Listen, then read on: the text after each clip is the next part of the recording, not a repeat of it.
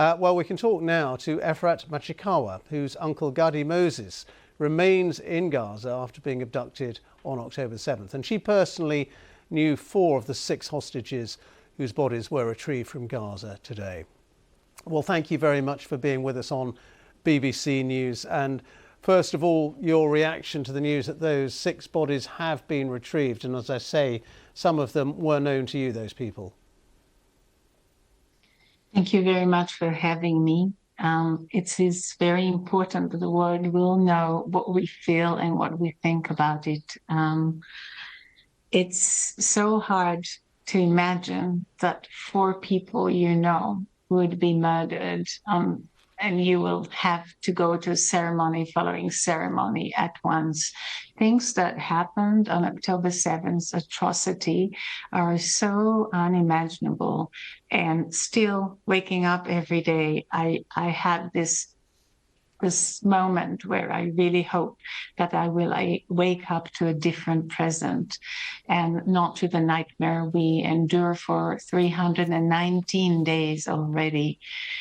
It is very sad. I know 4 of them, 4 out of the 6. They're wonderful men. They're all around 80 years old. They're all friends, very close friends of my own uncle, Gadi Moses, who is 80 as well, and he is still held in Gaza. He was kidnapped from his home 6:30 in the morning from his bed, with his pajamas, with his partner and daughter and grandchildren. We had another house where another aunt was kidnapped, and another house where a cousin and her daughter survived a fire, where all the houses next to her were on fire and people were actually killed in the fire alive. So we went through a lot, and it's hard, but at the same time, I must say that all those who were murdered, at least we have a burial ceremony in the upcoming days, and it's some kind of a closure. And for those hostages who are still... we worry a lot. Sorry to interrupt, but for those hostages who are still alive, like your uncle Gadi Moses, who you just mentioned there, is your government, is the Israeli government and the Israeli Prime Minister, Mr. Netanyahu, in your view, doing enough to get them out? Is he? They're not home. And he is our elected Prime Minister, and his government is very extreme government, but it's his government. And I believe that it is upon his responsibility to make sure they would have been here a few months ago, maybe even 10 months ago. And it is very sad to wake up every morning and to realize there is some collaboration, some negotiation going on, and there is always a sort of sabotage or something that is stopping it from happening. So I really want to say that the return of these 6 bodies is actually serving as a painful reminder that the time is kicking, and every delay in signing the deal is a danger to the lives who are still there. And this is why I think that we have to be brave, and we have to be modest, and we have to understand the pain of ours and the other side in the region. We have to somewhere put an end to the cycle, the vicious cycle of hatred.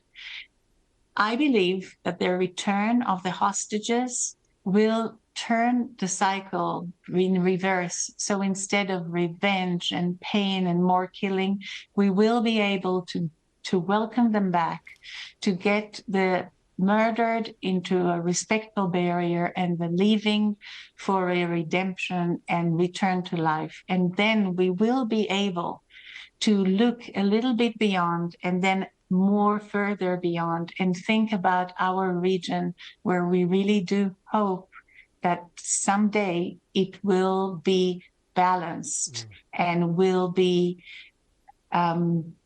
having a possibility to give normal life to the whole region and to the world economy and security and education and science and so much further beyond.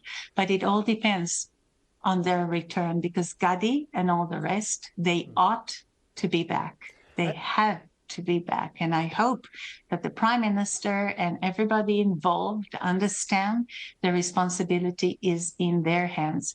And in order to ensure doing that, me and some other friends and families and those friends who became family over the last 10 months have sent two very important letters. One is to the Jewish Federation in America, a very value-based letter of the Jewish morals, and another letter that we sent to all the negotiators, to the Americans, to the Egyptians, and to the Qataris, to thank them for their involvement, to let them know that the majority of Israelis do want the hostages back and do want the end of the war, and to ask them to take the responsibility, and if they need to push and to urge, they shouldn't hesitate. They should push and urge those who are trying to stop the deal from happening, and they have to make sure they seal the deal for a better future for us, for the neighborhood, and for the region. Well, we will see what happens with those continuing ceasefire deal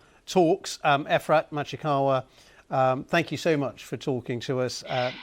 And let's hope...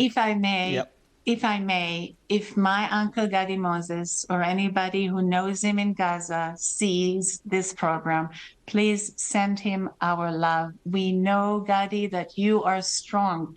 We know that you have the spirit of optimism and hope for everybody, and we hope to hug you very soon, yet tomorrow or the day after tomorrow or next week. But please come home. All right. Well, bring him home. He cannot just come, but he has to be brought home, and we love him so much. He is an amazing person, anyone fall in love with. Okay. Efrat Machikawa, thank you so much for speaking so fondly about your uncle Gadi Moses, who's still in captivity in Gaza after being abducted on October the 7th. Thank you very much for being with us. Well, still in the Middle East, we've been speaking to our correspondent in Jerusalem, Wira Davis, who's been telling us about the pressure